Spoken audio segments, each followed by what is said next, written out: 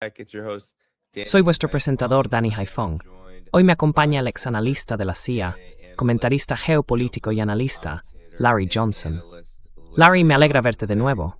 Good to see you again. Hey. Hola, Zurki, y me están impressed at the Thandler. China. Yeah, I am here in China.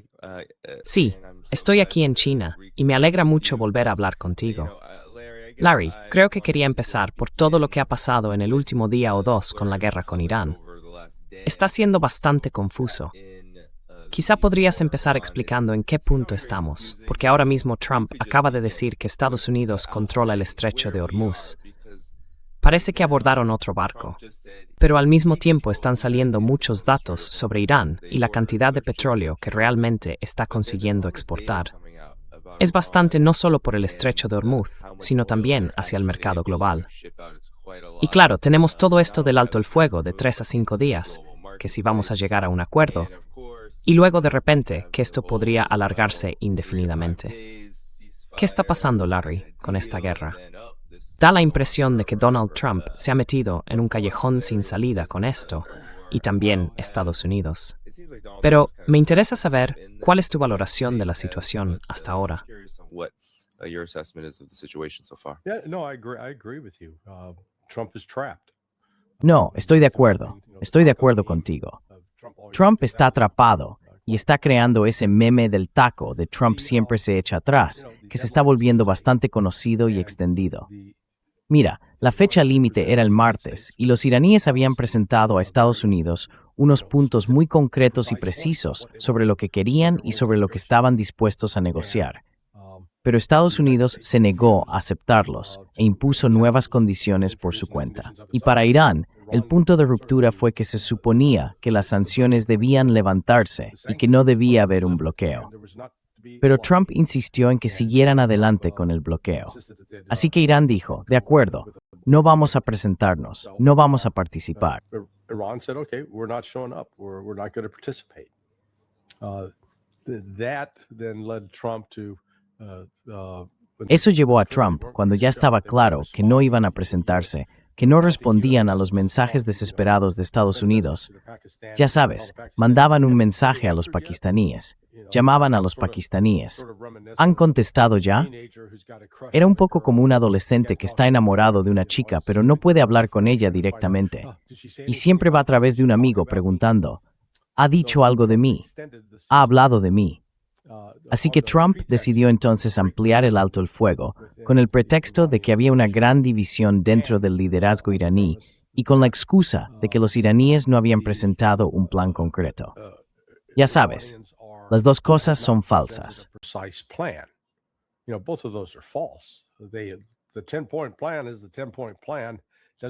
El plan de 10 puntos es el plan de 10 puntos. No se puede ser más claro que eso. Y en cuanto a las divisiones dentro del liderazgo, lo siento, pero tanto si es Ghalibaf, que es el presidente de su parlamento, el jefe legislador, como Araghchi, el jefe de la Guardia Revolucionaria, todos siguen la misma línea. Así que este bloqueo es en muchos aspectos más simbólico. Es teatro político para Estados Unidos. Les permite mostrar, mirad, nuestros marines están desembarcando en este petrolero, lo estamos tomando. Pero nadie pregunta, ¿cuántos petroleros han salido realmente del Golfo? Pues ahora son unos 40. ¿Y cuántos hemos detenido? 3, quizá 4.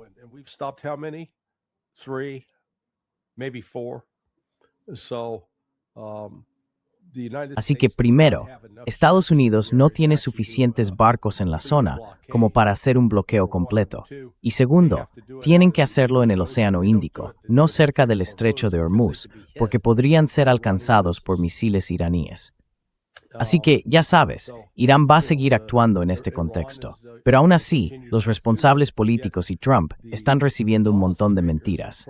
Y no creo que sea solo una cuestión de, ya sabes, Trump tiende a lo que se llama confabulación. Dice algo que es una mentira total, pero él cree que es verdad.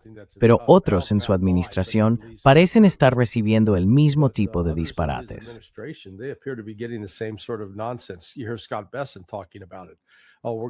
we're going to crush the economy of Iran. They're going to run out of money. We're going to take Karg Island. All their oil wells are going to run dry because they can't pump oil because there's no place to store. All this is nothing but nonsense.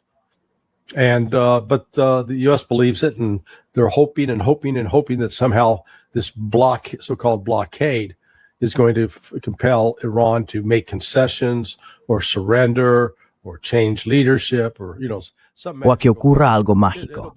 Será tan eficaz como el bloqueo estadounidense a Cuba que lleva 66 años. En cualquier momento, esos cubanos, van a rendirse. Pero no, estás en silencio. But no, you're muted. Yeah, sorry about that. Yeah, thanks. Sí, perdona por eso. Sí, gracias. Incluso vimos hace poco, Larry, que La Habana empieza a iluminarse otra vez con la ayuda de Rusia. Así que ni siquiera ese bloqueo ha sido infalible, ni mucho menos. Pero ya sabes, el presidente Trump ha anunciado que la Marina de Estados Unidos debe derribar y destruir cualquier barco que intente minar el estrecho de Hormuz. También ha dicho que tiene el control total sobre la zona, lo cual es interesante. Pero esta es la noticia sobre la que quería preguntarte. Supuestamente, según los medios israelíes, claro, hay que tomarlo con cautela.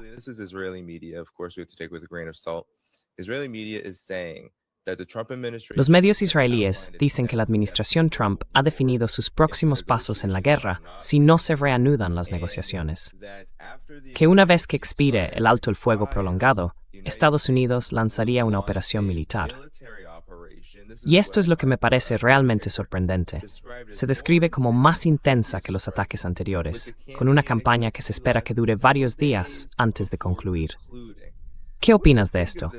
Quiero decir, ¿qué te dice Larry sobre la forma en que Estados Unidos, Israel y, por supuesto, esos agresores que participan en esta guerra, en qué situación se encuentran ahora mismo?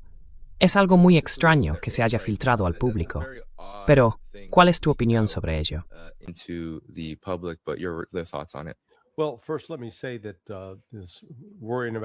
Bueno, primero déjame decir que preocuparse ahora por barcos minando el estrecho de Hormuz, ya lo han minado. Me dijeron que la semana pasada hicieron una operación de minado muy intensa, así que ya sabes, ese tren ya ha pasado. Esto es, una vez más, Trump intentando ganarse al público estadounidense, tratando de crear un relato, una imagen. Yo tengo el control, estoy actuando, estoy haciendo cosas importantes. En cuanto a los planes, los de Estados Unidos siguen intactos. Van a atacar las redes eléctricas, los centros de generación de energía, van a apuntar a la logística, van a intentar realmente dañar a Irán. Irán lo sabe, y del mismo modo, Irán está preparado para responder de inmediato en cuanto eso empiece. Y ahí es donde este cálculo sobre lo que va a hacer Occidente no está teniendo en cuenta necesariamente lo que Irán va a hacer en respuesta.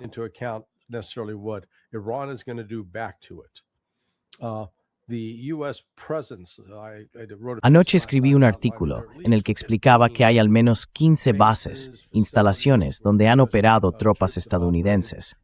Algunas estaban bajo control de Estados Unidos y otras bajo control del país anfitrión, especialmente en Arabia Saudí. La mayoría de esas bases han sido atacadas y gravemente dañadas, hasta el punto de que las fuerzas estadounidenses ya no pueden operar realmente desde allí.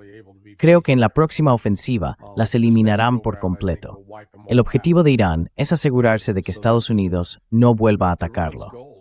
Y una forma de lograrlo es destruir todas las bases estadounidenses, porque así resulta muy difícil para Estados Unidos lanzar cualquier tipo de ataque, o al menos tendrían tiempo suficiente para saber qué va a ocurrir.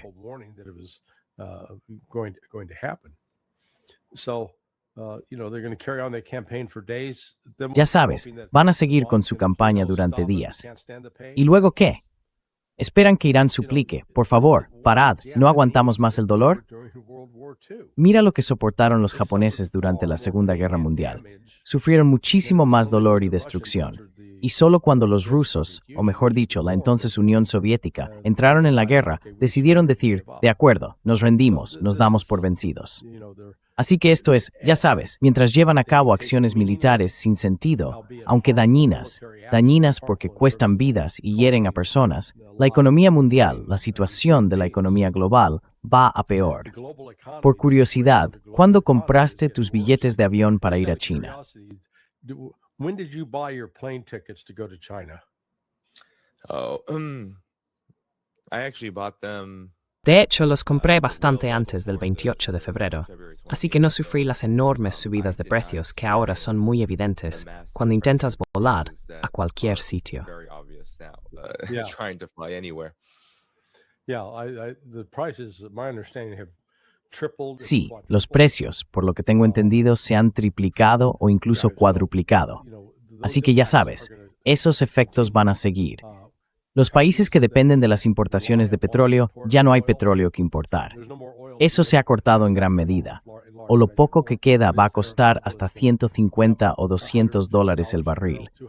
Así que va a ser ese problema económico el que realmente obligue a Trump y a su equipo a decidir qué demonios van a hacer. Porque si quiere atribuirse el mérito de mantener cerrado el estrecho de Hormuz, muy bien.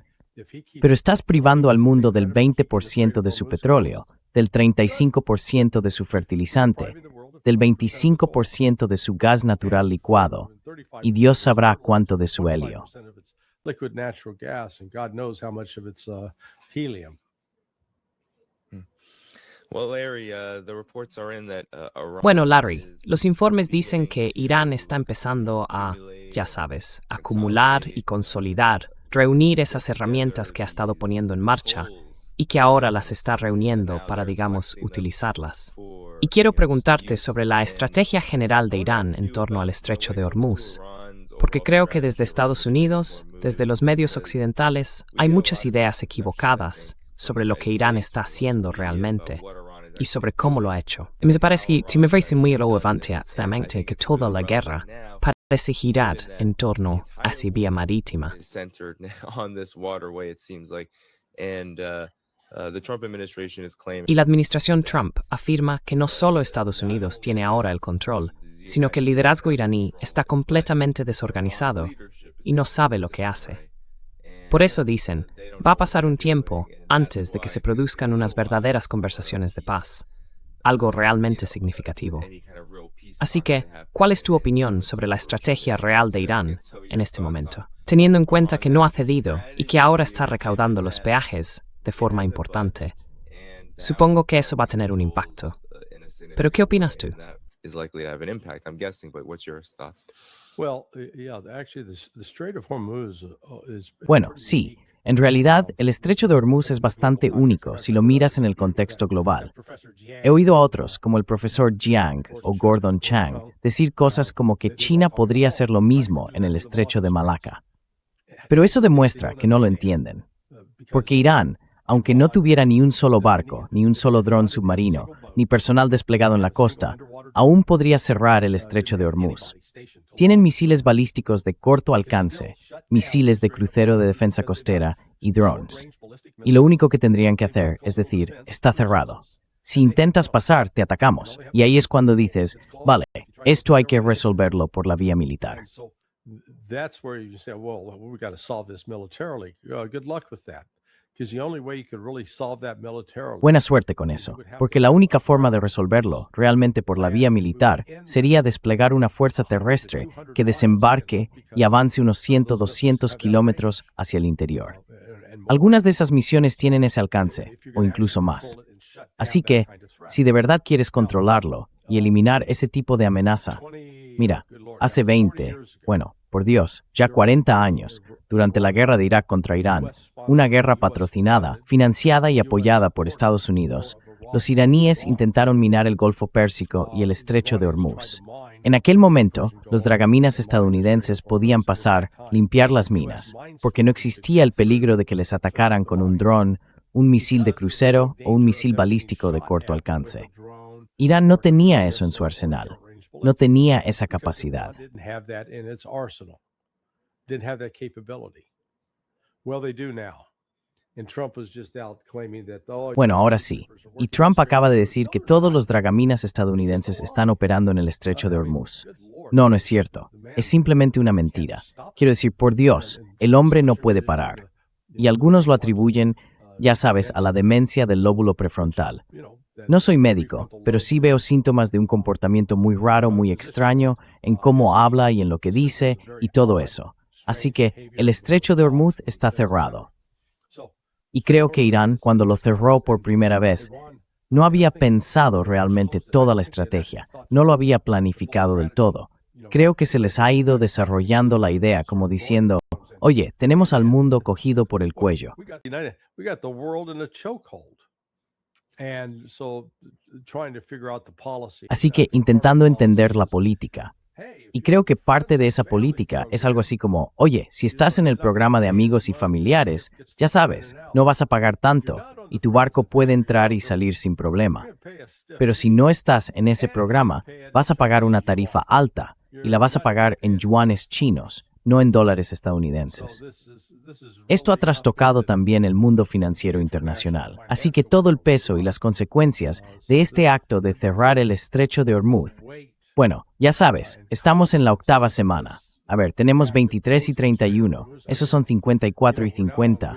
Sí, nos faltan 2 días para cumplir 8 semanas. Sí. 31, that's 50, 54, and 50. Yeah, so we're 2 days shy of 8 weeks. And this war continues to morph and Sí, y esta guerra sigue transformándose, cambiando de carácter hasta cierto punto. Pero en general, seguimos viendo a Irán mantenerse firme, sea cual sea la forma que adopte, mientras que Estados Unidos parece cada vez más caótico, más deprimido, más desesperado en sus movimientos. Y quería preguntarte, Larry, teniendo en cuenta lo que acabas de decir sobre los dragaminas, no pueden operar allí. Y en gran parte, la razón por la que no pueden operar en esa zona es porque serían atacados. Irán ya ha atacado en los últimos días a barcos que intentaban romper el nuevo régimen, las nuevas reglas, y ha retenido a algunos de ellos.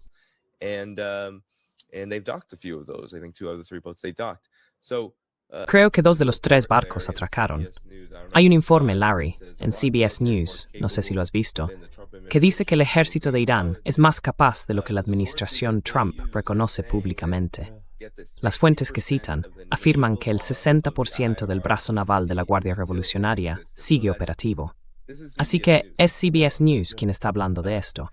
Ayúdanos a entender primero por qué está saliendo esta información ahora. Y también, cómo está afectando realmente a la toma de decisiones. Porque sí, estamos ya en la 8ª semana y llevamos más de 2 semanas en este tipo de teatro de alto el fuego, por decirlo así.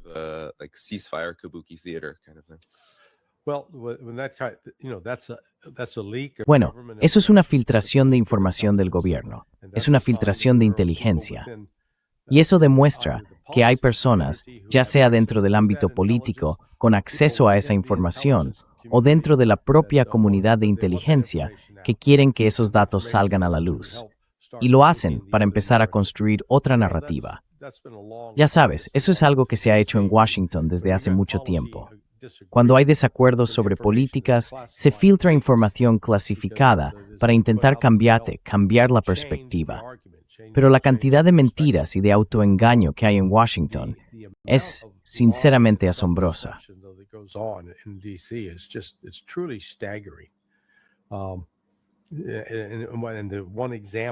Y un ejemplo, en el caso de Irán, es esa idea de que su liderazgo está dividido, que los guardianes de la revolución controlan todo y que los civiles no tienen voz. No, eso simplemente no es cierto.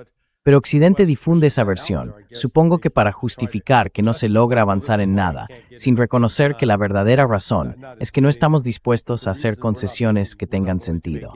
No. Preferimos culparles a ellos, decir que están desorganizados y que reina el caos. Y esto no se limita a Irán. Este fenómeno, este tipo de manipulación, no es exclusivo de allí. Lo vimos por Dios ayer o antes de ayer en un artículo de Seymour Hersh.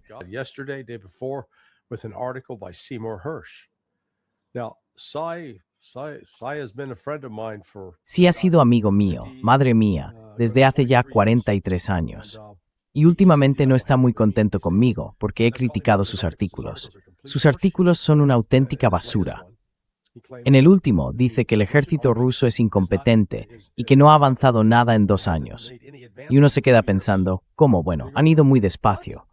Los soviéticos derrotaron a los alemanes en 4 años y ahora Rusia no puede conquistar Ucrania en 4 años. Así que vale, si ese va a ser nuestro criterio, apliquémoslo por igual a todos. ¿Qué demonios pasó con Estados Unidos en Afganistán? 20 años y no consiguió derrotar a los talibanes. And failed to defeat the Taliban. So you know what, Tsai, shut the hell up. ¿Sabes, Kathy? Cierra la boca de una vez. Al menos intenta razonar. Ya sabes, es mayor. Ha perdido la capacidad de pensar con sentido crítico. Solo se deja llevar por lo que le dan, sin cuestionarlo. Pero el caso es que presentan a Rusia de una forma que simplemente no es cierta. Y el problema de eso es que, si yo te repito mentiras sobre algo y tú actúas basándote en esas mentiras, en realidad te estoy ayudando a cometer un error o a ponerte en peligro. Y eso es exactamente lo que le está pasando a Estados Unidos. Esas mentiras sobre Irán, las mentiras sobre Rusia, están llevando a tomar decisiones que están debilitando y poniendo en riesgo a Estados Unidos y a sus ciudadanos. ¿De acuerdo? Yeah, those are great points, Larry. And Sí, maybe now you can son muy buenos help us puntos, Larry. understand what Y bueno, exactly quizá ahora puedas CBS ayudarnos a entender de qué está hablando exactamente CBS aquí, porque es muy interesante ver a un presidente y a una administración de Estados Unidos que siguen afirmando que Irán ha sido aniquilado y ahora dicen que su liderazgo está en caos, pero que en realidad, en este momento, lo único que están haciendo es mantener un bloqueo dentro de su postura general hacia Irán. Y fueron ellos quienes detuvieron las hostilidades. Se detuvieron. Fue Estados Unidos quien pidió el alto el fuego. Así que Estados Unidos lleva ya bastante tiempo pidiendo a Irán un alto el fuego durante este periodo. Entonces, ¿sobre qué crees exactamente que duda Estados Unidos? Es evidente que hay una parte importante de la administración muy interesada en continuar esta guerra, o no estaríamos en esta situación. Let me talk a little bit about the intelligence process. Déjame hablar un poco sobre el proceso de inteligencia. Cuando yo era analista, casi nunca trabajaba con información procedente de medios públicos. Ni siquiera leía las noticias que publicaban el Washington Post o el New York Times. Mi tarea era responder a una pregunta muy concreta. ¿Seguirá el gobierno de Honduras, que tenía cierto control civil, pero siempre bajo la amenaza de un golpe militar, y con constantes tensiones entre las distintas facciones y el ejército hondureño apoyando la política de Estados Unidos? Esa era la cuestión clave. Y entonces, ¿cómo abordaba yo ese tema? And so how did I cover that? Well, I had to rely upon cables. Bueno, yo tenía que basarme en los cables y, ya sabes, en los mensajes que enviaba el Departamento de Estado desde la embajada en Tegucigalpa de vuelta al Departamento de Estado. Luego dependíamos si había alguna fuente humana de la CIA de lo que dijeran, y eso se publicaba en un mensaje de la CIA. Se llamaban TDs. Eso viene de los primeros tiempos de la CIA, cuando significaba Telegraphic Distribution, distribución telegráfica. Bueno, ahora, ya sabes, se hace todo de forma digital. Luego estaban las interceptaciones de conversaciones, las interceptaciones de mensajes. Esto fue antes de que los mensajes de texto y el correo electrónico se hicieran comunes. Así que en ese sentido, soy un dinosaurio. Pero bueno, tienes que mirar todo eso y evaluar, vale, ¿qué está pasando aquí? So you have to look at all of that and evaluate, okay, what's going on? What's their motive? ¿Cuál es su motivo? La idea sería tener a alguien que fuera, digamos, parte del entorno del presidente de Honduras, su jefe de gabinete o alguien así, para saber exactamente qué estaba pensando y qué información le estaban dando. Pero si no tienes eso, entonces tienes que empezar a interpretar las señales, a leer entre líneas. Y siempre, en el fondo de tu mente, está la conciencia de que parte de la información que recibes puede haberse proporcionado deliberadamente para engañarte. Ya vimos eso, y en grandes cantidades, antes de la invasión de Irak en 2003, cuando se difundió información deliberada sobre las supuestas armas de destrucción masiva de Saddam, especialmente armas químicas. what the American people were not told at the time Lo que no se le dijo al pueblo estadounidense en aquel momento es que el arsenal de armas químicas que Saddam había adquirido venía de nosotros, de Estados Unidos. Fuimos nosotros quienes compramos y proporcionamos los productos químicos precursores que se usaron para fabricar esas armas. También fuimos quienes le dimos a Saddam la información de inteligencia sobre dónde lanzar esos ataques.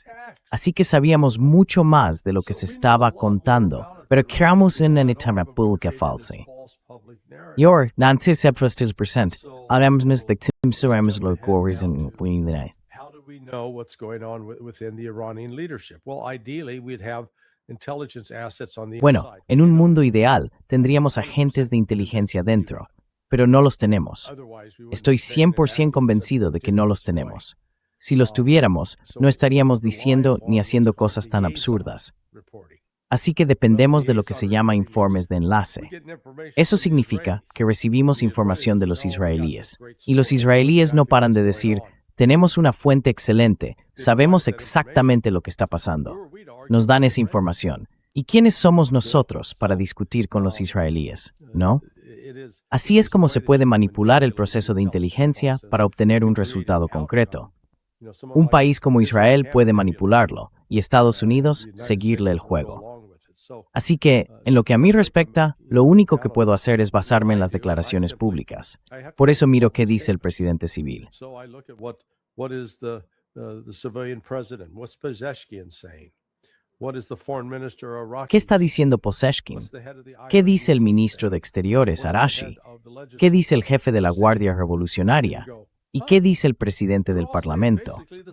Y claro, te das cuenta de que todos están diciendo básicamente lo mismo. No se están insultando ni cuestionando la vida privada de las madres de los demás. No, lo que están haciendo es dejar claro que todos están de acuerdo. Están, como se suele decir, tocando la misma melodía.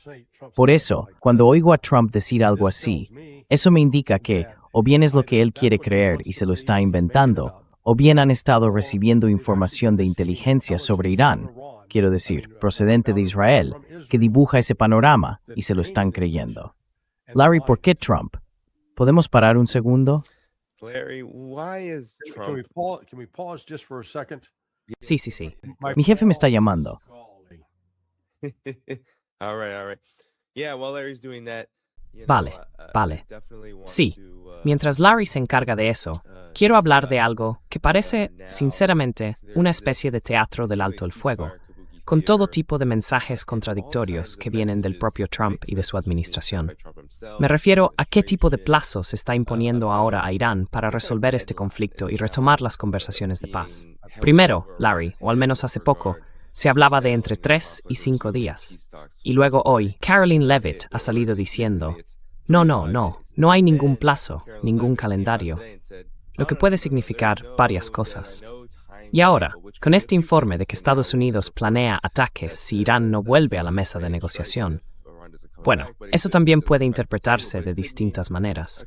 Podría significar que Estados Unidos no quiere verse obligado a actuar en un periodo corto de tiempo, al haberse impuesto su propio ultimátum, y que Irán lo ponga a prueba.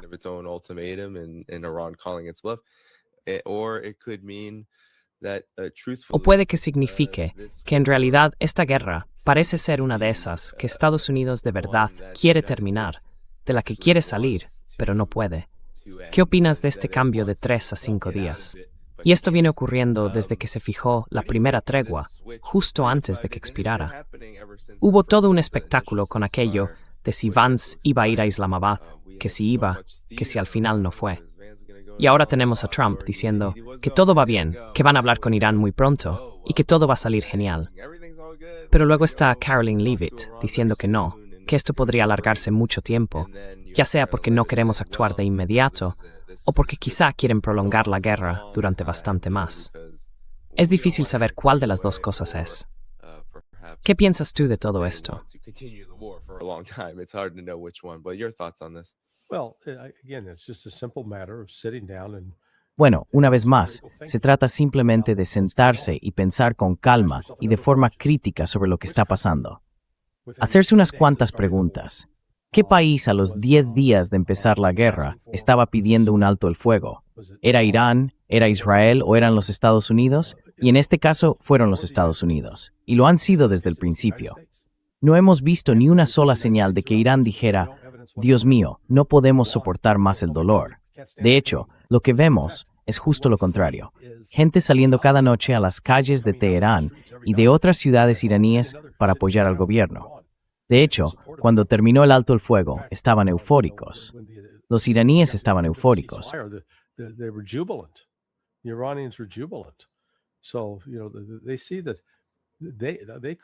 Así que ellos ven y entienden bien que están combatiendo a esta superpotencia global hasta dejarla en punto muerto. Y no solo eso, sino hasta el punto de que en realidad está perjudicando a Estados Unidos. Entonces hay que dar un paso atrás y preguntarse, vale, ¿quién tiene qué opciones militares? Irán está en una posición defensiva. Siempre es mejor luchar desde una posición defensiva, porque puedes reducir las bajas y obligas al otro bando a gastar más recursos. Y en este caso, tenemos la realidad de los límites del poder militar estadounidense. Ahora la gente dice, ¿de qué estás hablando? Tenemos un presupuesto de $1,5 billones para el Departamento de Defensa. Tenemos el Ejército, la Marina, el Cuerpo de Marines, la Fuerza Aérea.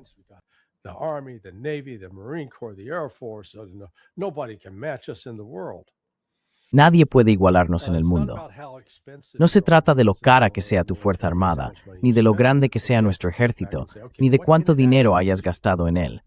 Hay que dar un paso atrás y preguntarse, vale, ¿qué puede hacer realmente? Tomemos la Marina, por ejemplo. ¿Qué puede hacer la Marina cuando se trata de acercarse a las costas iraníes? Pues lo hemos visto. No solo ahora, sino que ya lo vimos hace 8 meses frente a la costa de Yemen, que la Marina tiene limitaciones. Los hutíes la expulsaron del Mar Rojo. Y ahora vemos que el Abraham Lincoln se acercó a unos 300 kilómetros de la costa iraní y empezó a recibir una lluvia de drones y misiles. Sufrió algunos daños, según informó Trump, y se retiró. Tuvo que echarse atrás. La verdad es que fue gracioso, sobre todo por la forma en que lo hizo. Sí, así que tuvo que retirarse hasta unos 700 millas de la costa. Claro, en cuanto haces eso, limitas de inmediato el alcance de tu poder aéreo desde ese portaaviones. Ese era el propósito original, acercar la fuerza aérea a la costa sin tener que tomar un aeródromo. Pero ahora, la Marina está limitada en lo que puede hacer, porque los sistemas de armas que tienen Estados Unidos o que tiene Irán pueden realmente destruir nuestros barcos. De hecho, eso ya pasó hace unos 40 años, sí, en el Golfo Pérsico, cuando apoyábamos a Irak contra Irán. Un piloto iraquí lanzó un misil Exocet o un par de misiles Exocet contra el USS Stark, pensando que era un barco iraní, y mató a unos 19 marineros estadounidenses. Los iraquíes se disculparon profundamente.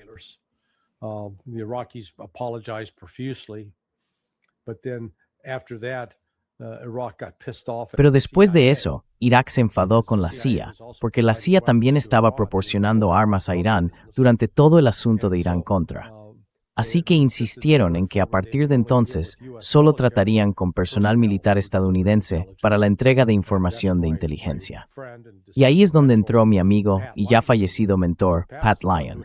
Pat fue quien llevó personalmente toda esa información. Pero, ya sabes, nuestra capacidad en aquel entonces. Podíamos penetrar en el Golfo, ahora no podemos. Así que la Marina está limitada. El ejército, bueno, ¿cómo vas a meter una fuerza terrestre allí? Hablan de que, Estados Unidos tiene 50,000 soldados. Invadimos Irak en 2003, un país que es una cuarta parte del tamaño de Irán.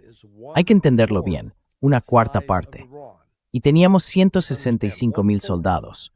Pudimos reunirlos y colocarlos a lo largo de la frontera de Irak y también en Kuwait y Arabia Saudí.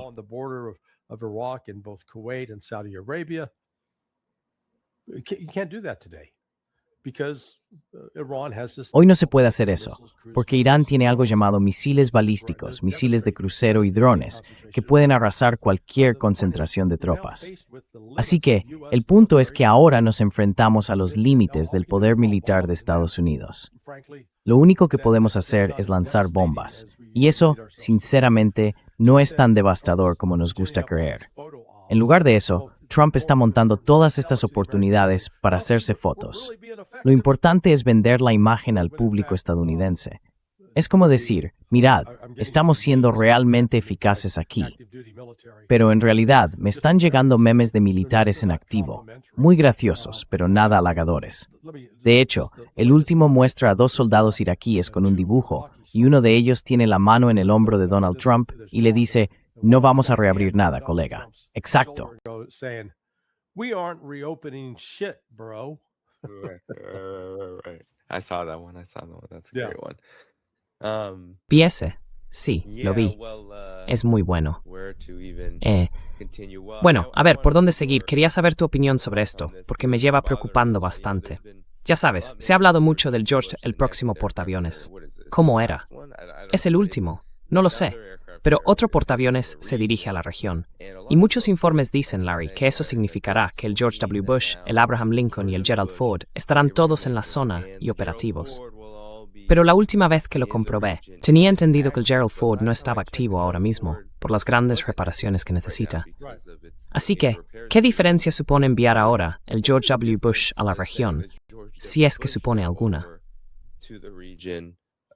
What difference does it make, if anything at all?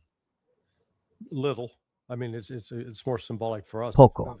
Quiero decir, para nosotros es más bien algo simbólico. Si acaso, lo que hace es poner en riesgo otro activo tremendamente caro.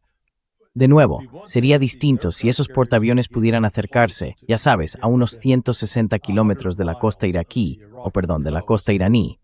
Entonces sí, podrían lanzar aviones, porque esos aviones tienen un radio de combate de unos 800, quizá 960 kilómetros.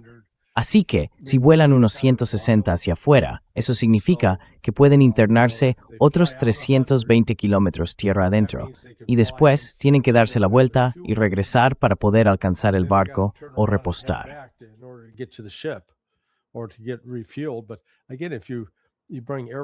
Pero claro, si llevas aviones cisterna a menos de unos 160 kilómetros de la costa, también son vulnerables a que los derriben. Y solo al principio, ya sabes, hasta que llegamos al alto el fuego hace 2 semanas. En total, después de unas 5 semanas de guerra, perdimos unos 48 aviones, una cantidad considerable. Solo los que se perdieron durante la operación para recuperar al oficial de sistemas de armas del F-15 que fue derribado al sur de Isfahan sumaban un coste total de unos 480 millones de dólares.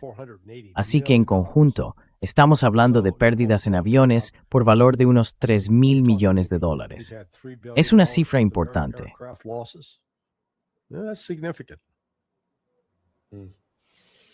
Yeah, for sure. Sí, claro. Y Larry, quizá podamos hablar un poco de los cambios globales y las consecuencias de todo esto de lo que hemos estado hablando. Según informes recientes, se estima que unos 10,7 millones de barriles de petróleo iraní han pasado por el estrecho de Hormuz entre los días 13 y 21. Creo que esta información proviene de Vortexa, que recopila esos datos. Reuters lo ha publicado, y buena parte de ese petróleo va a China. Así que me gustaría conocer tu valoración sobre la falta de, capitulación de Irán ante este bloqueo, sobre la eficacia real de ese bloqueo, y sobre qué tipo de impacto está teniendo en la situación mundial. Y por supuesto, en los cambios geopolíticos que se derivan de ello.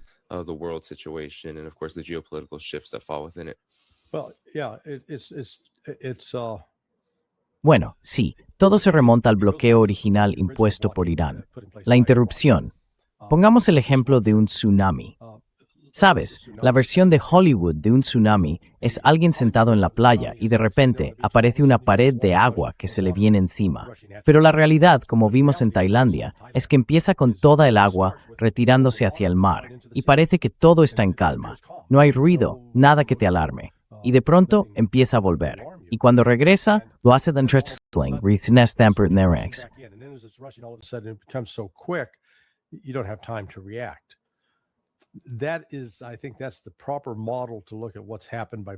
Creo que ese es el modelo adecuado para entender lo que ha pasado al bloquear el estrecho de Hormuz y alterar el suministro de petróleo, gas natural licuado, urea para fertilizantes, helio, ácido sulfúrico y así sucesivamente.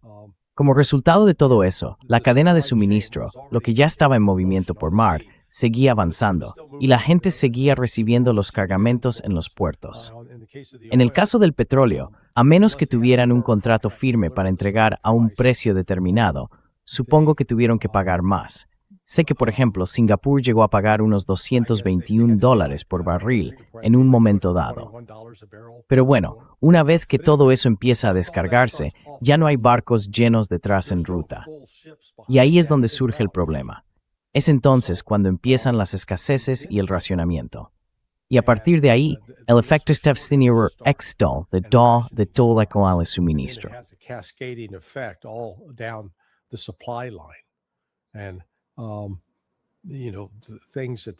Y bueno, cosas como lo que hemos visto con los viajes en avión ya se están viendo afectadas. Están teniendo que racionar los vuelos. Lufthansa está hablando de cancelar 20,000 vuelos de aquí a octubre. Vas a ver que con el aumento tan fuerte del precio de los billetes, mucha gente que antes se iba de vacaciones, ahora no lo va a hacer. Así que habrá menos vacaciones, y eso afecta a toda la industria hotelera, a los restaurantes, al alquiler de coches. En fin, los efectos son muchos, y eso que estos son superficiales si los comparamos con la gente que no va a poder cosechar suficiente comida. Hay un impacto directo en el suministro de alimentos, y no se puede producir comida por arte de magia. Así que habrá hambre, habrá disturbios y habrá inestabilidad política en todo el mundo. Aún no hemos empezado a ver las verdaderas consecuencias de todo esto.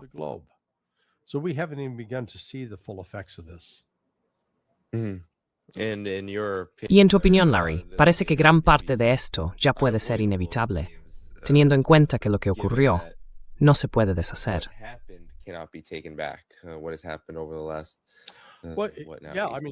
Lo que ha pasado en los últimos, sí, quiero decir, no se puede. Imaginemos que mañana llegan a un acuerdo de paz y dicen, vale, da igual, no era nuestra intención, lo sentimos, seamos amigos. No todo va a volver a funcionar de inmediato. Los daños, en parte de la infraestructura de los países del Golfo, son enormes. Están hablando de meses, si no de años, para repararlos, sobre todo en lo que tiene que ver con el gas natural licuado y el aluminio. La producción de aluminio fue otra que resultó gravemente afectada. Y luego están los efectos del clima, que también van a influir.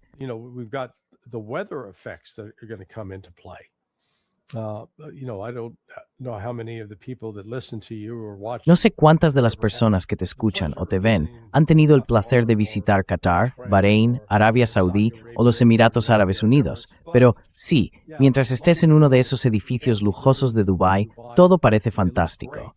Pero el clima ya empieza a cambiar. Y para mediados de mayo, es como si prefirieras meterte en un horno de pizza encendido al máximo. Quiero decir, hace un calor abrasador. Así que, si este conflicto vuelve a estallar y básicamente se caen las redes eléctricas en esos estados árabes del Golfo, vas a ver una evacuación masiva de población.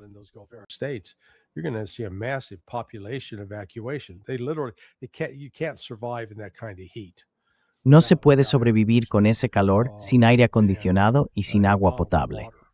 Irán no está en esa situación. Irán tiene montañas cubiertas de nieve, de las que hablaba el profesor Morandi el otro día.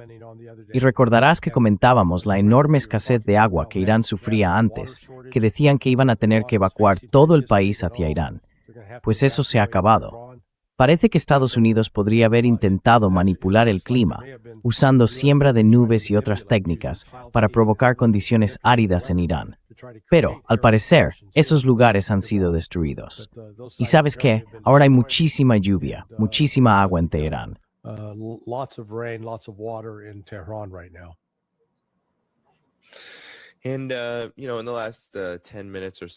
Y en los últimos 10 minutos, o quizá un poco menos, Larry, podríamos hablar de quién ha salido ganando de todo esto hasta ahora. Porque hay muchos medios que dicen que China es la gran beneficiada de todo lo que ha pasado. Incluso el New York Times publicó un artículo con cifras, algo así como la guerra de Irán en números. Y la verdad, no pinta bien para Estados Unidos. Ha habido informes recientes sobre la enorme reducción de los interceptores de defensa aérea estadounidenses, los THAAD, los Patriot, que se habrían agotado en más de un 50% en solo unas 8 semanas. Y bueno, tiene sentido. Yo pensaba, vale, en 12 días, Israel ya había perdido un 20% de los suyos. Si amplías eso a Estados Unidos, a toda la región, al Golfo e incluso a Israel, sí, un 50% o más suena razonable. Pero entonces, ¿quién ha salido ganando aquí? ¿Han sido Rusia y China los vencedores de todo esto? ¿O la situación es más complicada de lo que parece?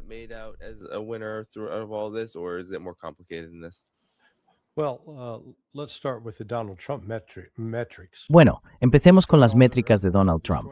Hemos destruido toda su fuerza aérea, hemos destruido toda su armada, hemos eliminado a toda su cúpula militar. Por tanto, ganamos. Excepto que, con todo ese daño que hemos infligido, que Estados Unidos ha infligido a Irán, ha hecho que los iraníes cambien su política, ha hecho que se rindan, ha hecho que acepten las exigencias de Occidente, y la respuesta a eso es no. Entonces, ¿ha conseguido Estados Unidos, como resultado de esta acción, reforzar o atraer más apoyo en el mundo de otros países? No. De hecho, hemos visto, especialmente con España e Italia, que le están diciendo a Estados Unidos básicamente que se olvide, que no va a usar su territorio para lanzar ningún ataque contra Irán.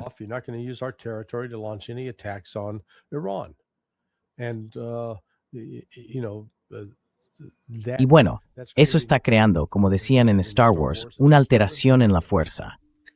Míralo desde el punto de vista de Irán. Sí han sufrido pérdidas importantes. Las personas no se pueden reemplazar. Claro, puede haber gente nueva que asuma puestos de liderazgo, pero eso no borra lo ocurrido. Han sufrido esas pérdidas. Han tenido daños físicos en parte de su infraestructura clave, pero también han causado un daño enorme a la infraestructura militar de Estados Unidos, algo que nadie creía posible, ni siquiera el propio ejército estadounidense.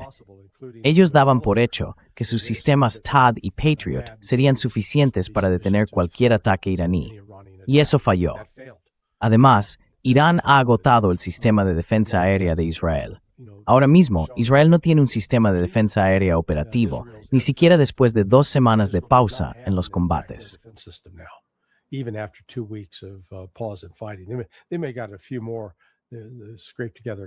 Puede que hayan conseguido algunos más, que hayan reunido un par de misiles Patriot o THAAD adicionales, pero nada en una cantidad que pudiera resistir un ataque con, digamos, 200 misiles.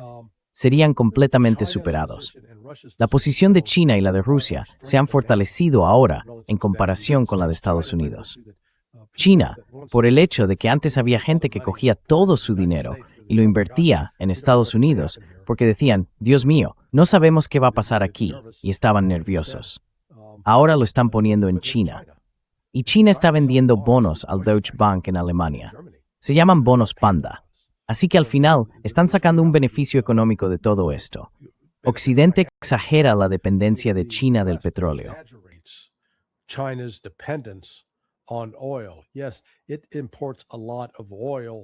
Sí, importa mucho petróleo del Golfo Pérsico, o lo hacía, porque es una gran economía, de hecho, la mayor del mundo.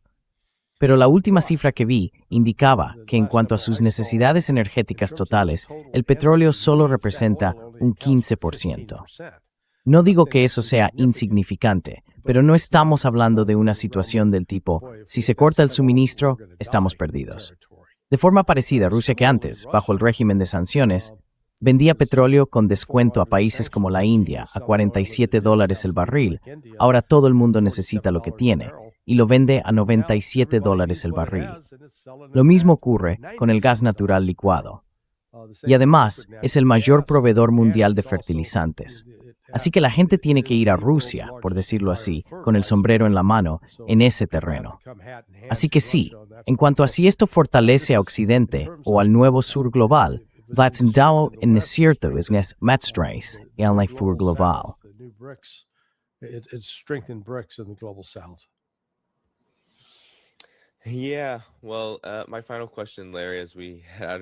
Bien, Larry, mi última pregunta, antes de que terminemos, es la siguiente.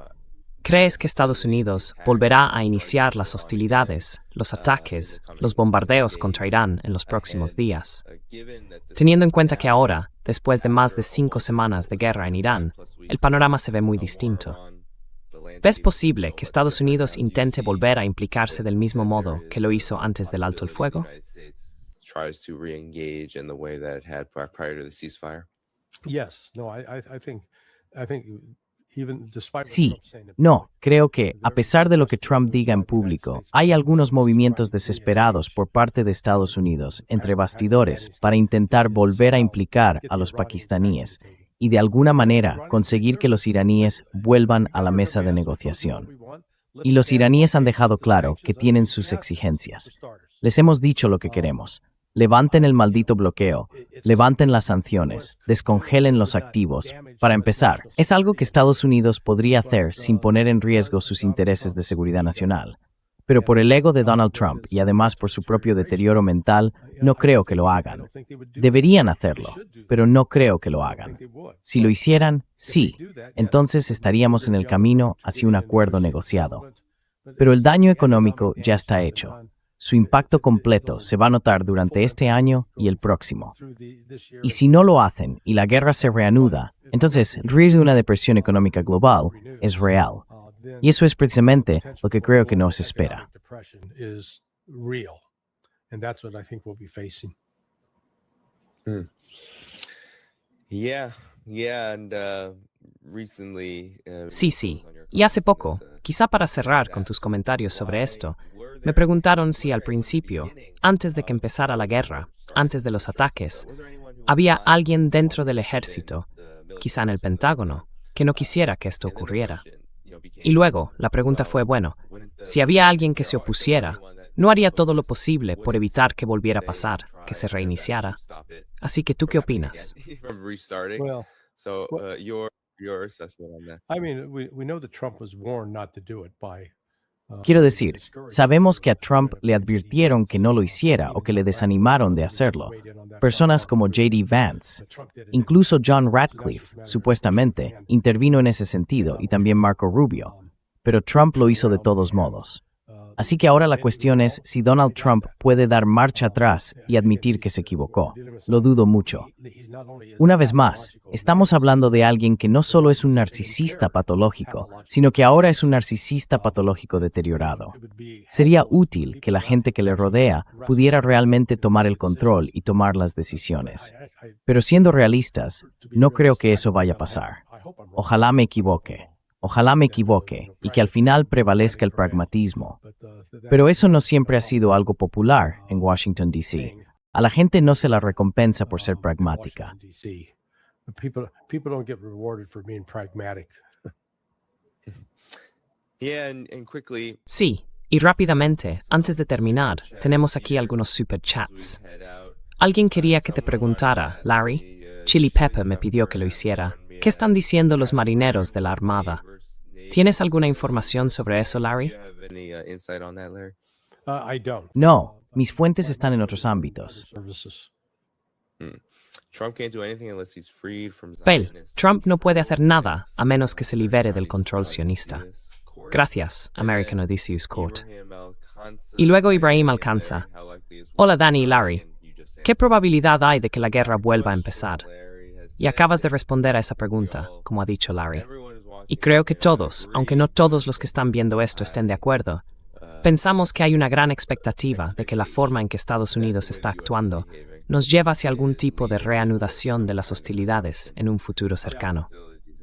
Larry, ¿algún comentario final antes de despedirnos del público? No, solo diré que esto es una montaña rusa. Así que, por favor, todos, abrochaos los cinturones. Va a ser un viaje movido. Sí. Y antes de iros, dadle al botón de me gusta. Yeah, everybody hit the like button before you go. That helps boost the stream and YouTube's algorithm. Thanks to all the super Eso ayuda a impulsar el directo y el algoritmo de YouTube. Gracias a todos por los superchats. Gracias también a todos los que habéis visto el programa hoy y a los moderadores que están en el chat ayudando. En la descripción del vídeo voy a poner el blog Sonar 21 de Larry Johnson, así que no dejéis de seguirlo. Podéis hacerlo después del programa. Dadle otra vez al botón de me gusta. Muy bien, nos vemos pronto. Creo que a las 7:30 de la mañana, hora del este, o a las 7, hora del este, porque aquí serán las 7 de la tarde, con Víctor Gao mañana temprano.